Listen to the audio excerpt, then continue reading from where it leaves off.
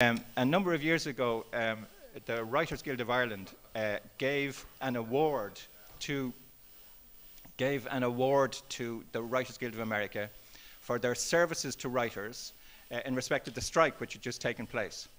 And the Writers Guild of America East was kind enough to send Bob Schneider to Dublin to talk to us. And it was quite an experience, and I expect we will have quite an experience on this particular occasion. 6 or 7 years ago, the Writers Guild of America East decided to put a large portion of its money in a budget into organizing. And since we did that, we ended up with the thing of we had to organize something. So we did some strategic research, and we realized that the cable TV system, which is 75% reality and only has a very limited density of NBA scripted shows, had this model which was, it was the Wild West. They could basically pay whatever they wanted to do whatever they wanted, and that was, and they were doing all these shows, and then they started doing documentaries and nonfiction started appearing on these shows. But because of the precedent of how little they were paying in the area of reality TV, the people who were working in documentary and nonfiction ended up in really terrible sweatshop conditions. They were working like 80 hours a week. They were getting fired if they didn't want to, toe the line. They were getting paid very little. They were never getting paid overtime. They had no benefits. So what we started doing is we started talking to a small group of people at each shop, and we would try to gather them together in small groups, caucuses and groups, and try to talk them into the idea, or try to explain to them how they would benefit from signing cards, winning an election, and having us try to collectively bargain for them. I think we've had 6 elections, or 7 elections. We've had, I think it's 6 elections. We've won all but one, and the one that we haven't won is only because the company is just dragging its feet in terms of legal process. We've already bargained 3 contracts. We're bargaining 2 more, and it's become a very successful campaign, and we're very proud of it in the Writers Guild East, and that's our story. At this very time, there's a Dutch Film Festival, and a big protest of screenwriters is going on. There are interviews on television. The screenwriters are on television to tell their real drama, what is going on. And they are supported by the directors and the actors, and they all were. It started with an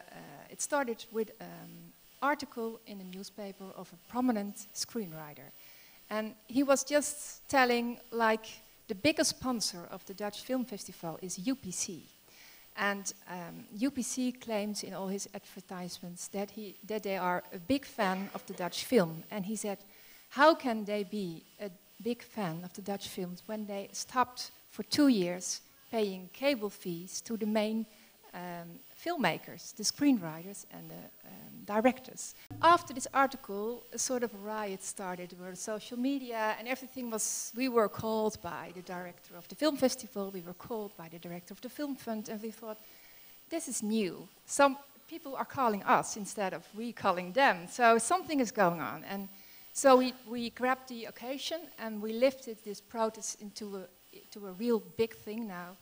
And there are interviews everywhere in the media, in the radio, and all the directors and the actors were wearing this button, no fan of UPC. And the reason is that it's not only that they are not paying for 2 years the cable fees, it's about the situation that there is no collective bargaining in the Netherlands. It's not possible. Because almost, I think 5 or 6 years ago, the cable operators, the broadcasters, the public broadcasters, the commercial broadcasters, and all producers, they got together in one association to clear rights. And they had arrangements between them, and finally they went to the filmmakers who are not in this whole right association, and they said, yes, one minor problem, we need your rights. They had already made their arrangements. They went to court.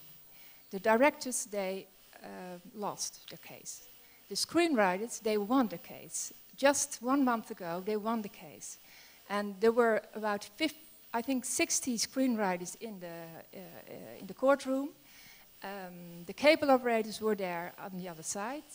The writers won their case, and everybody was very happy. And I think 5 days later, there was a letter who threatened the CMO of the writers. The CMO is the Collective Society. And they said, if you don't come to the table right now, we are going to tackle the individual screenwriters for the damage. Because we have damage now. Now it's the Dutch screenwriters are like, it's enough. What we did was we write to our more than 563 relations the story.